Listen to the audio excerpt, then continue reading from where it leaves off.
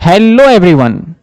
IP university के student का बड़े टाइम से था कि हमें इतनी सारी चीजें अच्छे से नहीं मिल पा रही हैं। तो मैं आप सभी आईपी यूनिवर्सिटी के बच्चों को बोलना चाहूंगा, आपके चैनल पे आपके यूनिवर्सिटी के हिसाब से, आपके चैप्टर के हिसाब से, आपके एग्जाम के वेटेज के हिसाब से सारी वीडियो डलेंगी। अब आपको इधर उधर जाने की जरूरत बिल्कुल भी नहीं है। हमारी लाइव ये जो YouTube पे हम बिल्कुल सिस्टमेटिक सारी वीडियो डालने जा रहे हैं। बस आप चैनल से जुड़े रहिए। अगर किसी स्टूडेंट को लगता है कि वो उसके हिसाब से नहीं है तो डेफिनेटली डिस्क्रिप्शन में जो भी व्हाट्सएप नंबर गिवन है वहां पे भेजिए, ताकि हम उसको एनालिसिस करके आपके सिलेबस को और बेहतर तरीके से आप तक डिलीवर कर पाए। दूसरी बात, ये क्लास मैं रिकॉर्ड करके डाल रहा हूं और रिकॉर्ड मैंने लाइव क्लास जो अभी लेटेस्ट लिया था उसके हिसाब से था। अगर किसी बच्चे को बीच में मैंने किसी वीडियो में बोल दिया हो, फॉर एग्जांपल यूपी के बच्चे हों या दिल्ली यूनिवर्सिटी के बच्चे हों, कुछ बातें मैंने डिस्कस किया हो कि आपके डीयू में या आपके यूपी यूनिवर्सिटी में, उन बातों को आप इग्नोर करिए कि प्योरली हमने सारी चीजों को देख के यहां पे सिलेबस अपलोड कर रहे हैं। अब आपको इससे फायदा जरूर मिलेगा, आपको कहीं इधर उधर जाने की जरूरत नहीं है। होपफुली आप इंजॉय करोगे क्लास को। चलिए अब आगे आप क्लास को स्टडी करिए। दैट इज बुक का प्रैक्टिकल प्रॉब्लम 25।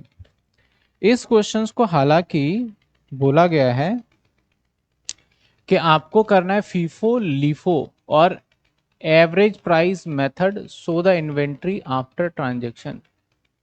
अच्छा, एवरेज प्राइस है, वेटेड एवरेज मेथड ना, वेटेड एवरेज से भी करना है इसको। इसी क्वेश्चन को मैं करके दिखा देता हूं एक बार। इस क्वेश्चन को करने के लिए हम एक काम करते हैं,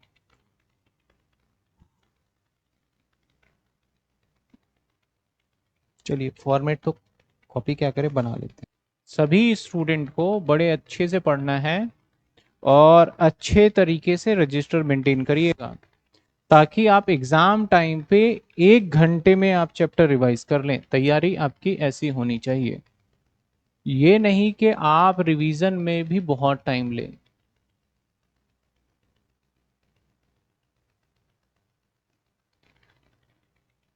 ये हो गया इशू का, ये हो गया हमारा, और बाकी हो गया बैलेंस। यहां तक क्लियर है? पहले ये पहली वाली लाइन क्लियर है सबको? बैलेंस दे रखा था, बैलेंस में लिख दिया। इसके बाद सवाल में क्या कहता है? सवाल में कहता है कि भैया हमने मई 1 को ऑर्डर किया है, एक्सपेक्टेड 6 को है। तो अगर हमने मई 1 को ऑर्डर किया है तो मिलेगा हमें 6 तारीख को। तो हम रिसिप्ट वाला उसी दिन लिखेंगे जिस दिन हमें स्टॉक मिल जाएगा। तो आप यहां पे देखेंगे भी 6 तारीख को आपने इस ऑर्डर को रिसीव भी कर लिया है, यानी ये वाली जो एंट्री है सीधा सीधा कनेक्टेड इससे है। तो हम इस रिसीव को, ऑर्डर वाली एंट्री को हम 1 तारीख को ना करके हम कब करेंगे? 6 तारीख को करेंगे। इससे बाद हमारा 2 तारीख को हमने इशू किया है, तो वही लिख लेते हैं 25, और यहां हमने इशू कर दिया, और ये ब्लैंक ब्लैंक। और कितने यूनिट इशू किए हमने? 25। कितने रुपए के भाव से? 0.25। कितने हो गए? 6 रुपए 25 पैसे बचे। कितने हमारे पास? 25, 0.25 किसके हिसाब से? 6.25 का बैलेंस हमारे पास अवेलेबल है। चलिए आइए, क्या तो लिख तो दिया बैलेंस।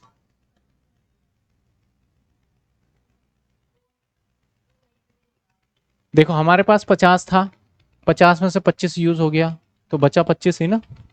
ठीक है ना? ठीक है, यहां तक क्लियर है? चलो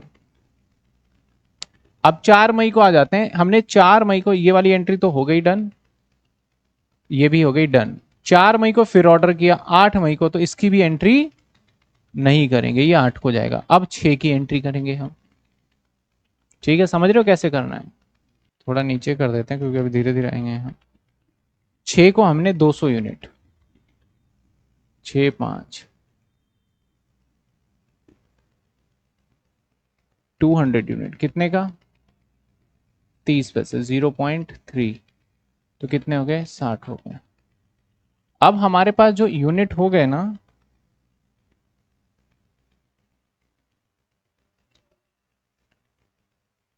अब हमारे पास जो यूनिट है, पहले कितने थे और ये कितने हो गए? 200। तो अब यहाँ पे देखिएगा, ध्यान दीजिएगा, यहीं पे दिखता है असल में एवरेज। तो अब इसे हम डायरेक्ट लिखेंगे 225। पहले वाले मेथड में क्या करते थे, हम अलग अलग करके दिखा रहे थे, अब डायरेक्ट हमने दो जोड़ दिया। अब हम टोटल में भी हम डायरेक्ट टोटल कर लेंगे, ये 60 रुपए टोटल और पहले 6 रुपए, तो कितने हो गए 66 रुपए 25। यानी इस टोटल को कर लिया। कैसे हो गया हमारा, ये वाला 60 और पहले जितने का था। अब इन दोनों को डिवाइड करके एक न्यू रेट निकालेंगे वेटेड एवरेज में। कितने आ गए 3 पॉइंट, हट इतना थोड़ी आएगा, सही से देखो 3.39 कैसे आ जाएगा, यही आ रहा है। 30 से हमारे ऊपर कैसे जा रहे हैं फिर।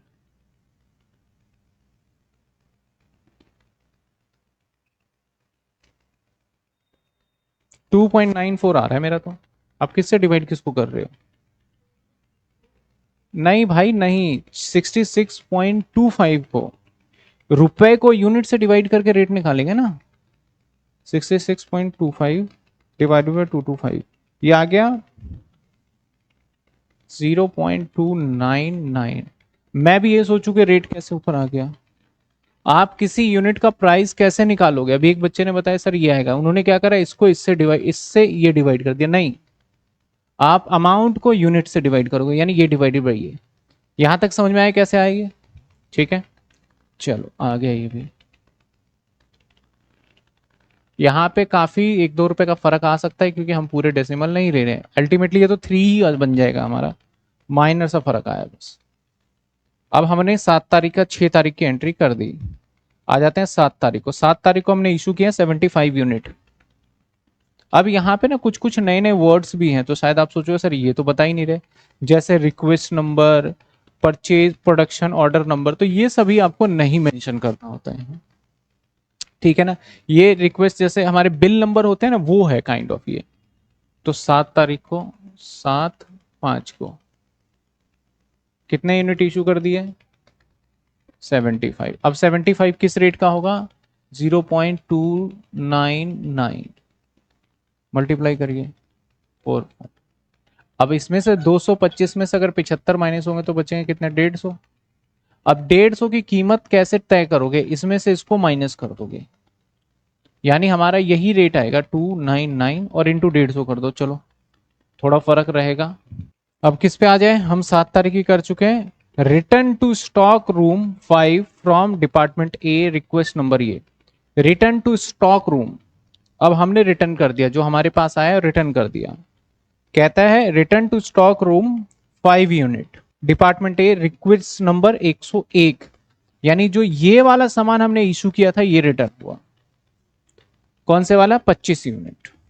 तो जब रिटर्न होके आएगा तो जिस रेट पे हमने दिया था उसी रेट पे क्या करेंगे, हम वापसी ले लेंगे। तो जब हमारे पास रिटर्न होगा, ध्यान रखना पहले नहीं आया था, जब रिटर्न आएगा तो एक तरीके से हम रिसीव कर रहे हैं, तो रिसीव वाले कॉलम में आ जाएगा। और कितनी तारीख को रिटर्न है ये 8/5 को। कितने यूनिट रिटर्न हो गए 5 यूनिट, किस भाव के 0.25, कितने बनते हैं 1.25। अब बैलेंस कितने हो जाएंगे हमारे 155, और 44 और 1.25 कितने हो गए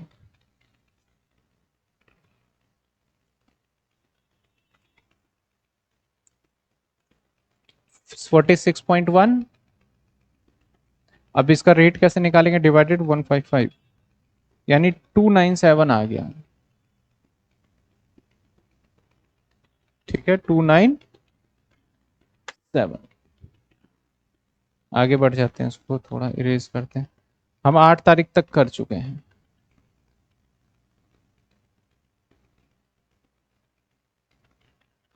इसको ऊपर ले जाएं,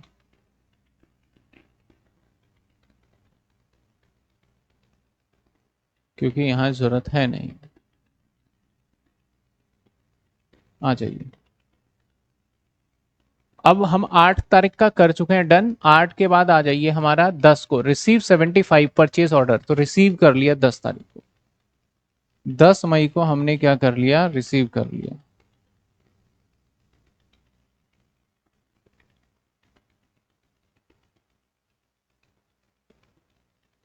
उन दोनों से ज्यादा आसान है ये।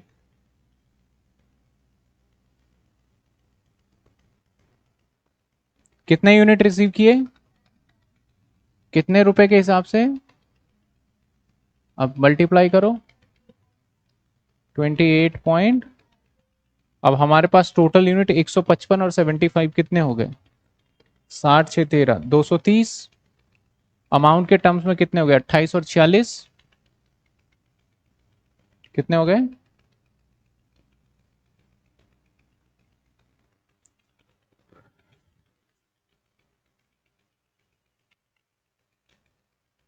प्लस 74.6। अब इसको डिवाइड कर दोगे किससे, 230 से, तो न्यू रेट आ गया 0.32। समझे। इस क्वेश्चन में न्यू क्या सीखा, एक तो रिटर्न सीखा, एक परचेज ऑर्डर, वो तो सीखने वाली बात नहीं थी, रिटर्न को आपने समझा यहाँ। आ जाइए, हमने 8 का भी कर लिया, 10 का भी कर लिया, 12 तारीख को फिर ऑर्डर किया जो कि हमें 20 मई को मिलेगा, तो क्या इसकी एंट्री करेंगे, नहीं करेंगे। फिर हमने इशू कर दिया 15 तारीख को 80 यूनिट, 15/5 को हमने इशू कर दिए, कितने यूनिट, 80 यूनिट। तो 80 यूनिट किस भाव के जाएंगे, 0.32, मल्टीप्लाई करिए 25.6। हमारे पास बचेंगे कितने, 150, और 74.6 माइनस में 25.6, 49। 49 डिवाइडेड बाय 150, रेट आ गया हमारा 0.32।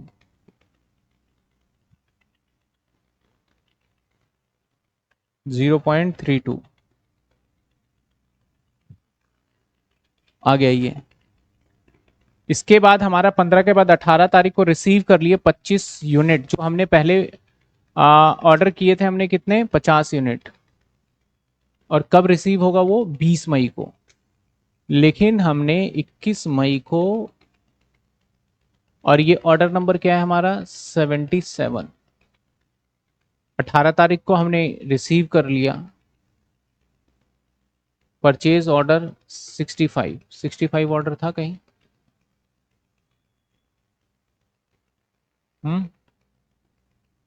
4 मई को। तो ये हमने अभी तक रिसीव ही नहीं किया 4 मई वाला।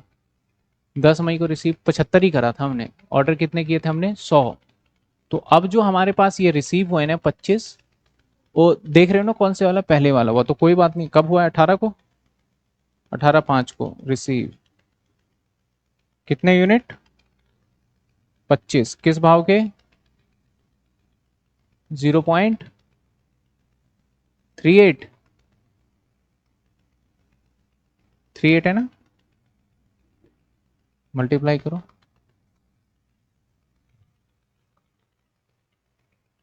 कितने, 9 पॉइंट आ जाइए।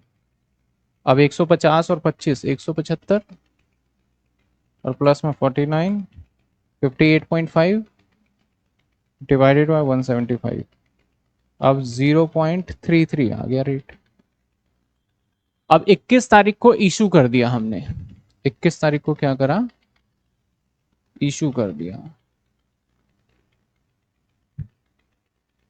21 को, 21/5 को कितने इशू कर दिए, 30 यूनिट। किस रेट का, रेट 0.33, 9.9, 10 रुपए का मान लेते हैं। बैलेंस कितना बचा, 30 बेच दिया तो 145, और ये बच जाएगा हमारा, 10 माइनस कर दो, 48.6, तो 48.6 डिवाइडेड 145, 0.33 ही रेट आएगा। Sir material cost base labour cost start करेंगे क्या,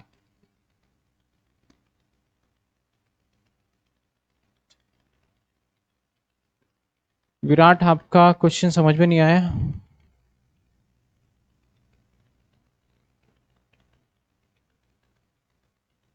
आइए, 21 तारीख को, अब इसके बाद हमारा 21 को इशू कर दिया 30 यूनिट। अब 23 को return vendor 10 unit, purchase order number 65। Return order किसको करा हमने? वेंडर को। वेंडर मतलब जिससे खरीदा था। तो जब मेरे पास गोडाउन से, देखो दो चीजें हैं, अगर मैंने शोरूम को माल भेजा और वहां से रिटर्न आ रहा है तो रिसीव है, और जहां से मैंने खरीदा वहां रिटर्न जा रहा है तो इशू कहलाएगा। वो क्या कहलाएगा?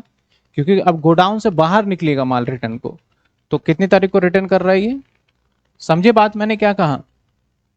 नहीं आई बात समझ में? देखो समझ जाओ। देखो ये मेरा गोडाउन है, फैक्ट्री जहां से हम लेते हैं, और ये मान लेते हैं एक शोरूम है, ठीक है। अब हमें यहां से अकाउंटिंग सोचनी है अपनी। अगर मैंने इसको दिया तो इशू है, और यहां से वापस आया तो रिसीव हो जाएगा।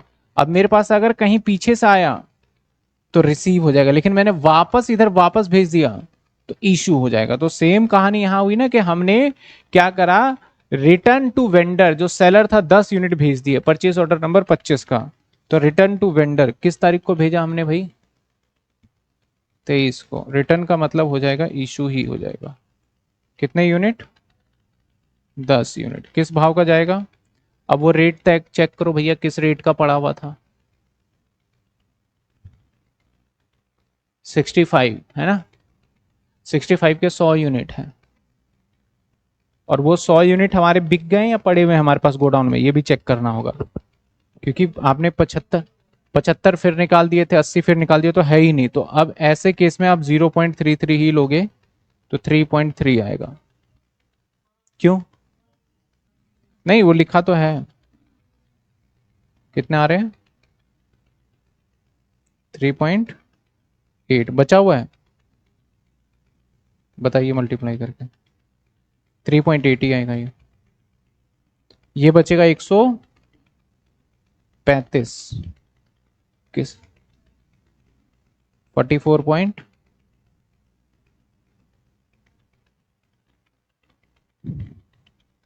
इस रिटर्न वाले को ना एक बार और बताऊंगा मैं अच्छे से अपने एग्जांपल लेके, क्योंकि यहाँ पे मिक्सअप हो जाएगा इसलिए। अब 23 के बाद हम आ जाते हैं 25 को। रिसीव 50 यूनिट कर लिया हमने 25 को। 50 यूनिट कितने के भाव का? तो कितने हो गए? तो 185 और 12.5 57.3। अब डिवाइड करो 0 पॉइंट, हमेशा गलती बताता हूँ। 39 कैसे आएगा? हाँ तो ये बोलो ना,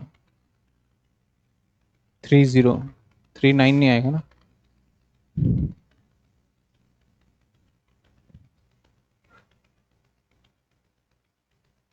आइए, अब 25 को कर लिया। 25 के बाद क्या? 27 को फ्रेट कराया हमने पेमेंट। तो फ्रेट का काम हमारा यहाँ पे है ही नहीं परचेस ऑर्डर में। अगर हमसे पूछा जाता है कि टोटल कॉस्ट बताइए कितने का सामान बेचा है, तो फिर फ्रेट का काम आएगा। 29 तारीख को हमने इशू कर दिया तो 29 की एंट्री करेंगे। समझे बात आप? फ्रेट का कोई काम नहीं है। 29 को कितने यूनिट इशू कर दिए? 60। किस भाव का करेंगे? 0.30। तो कितने हो गए?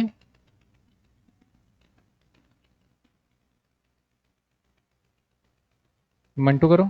18। बचे कितने? 125। 0.30 इंटू करो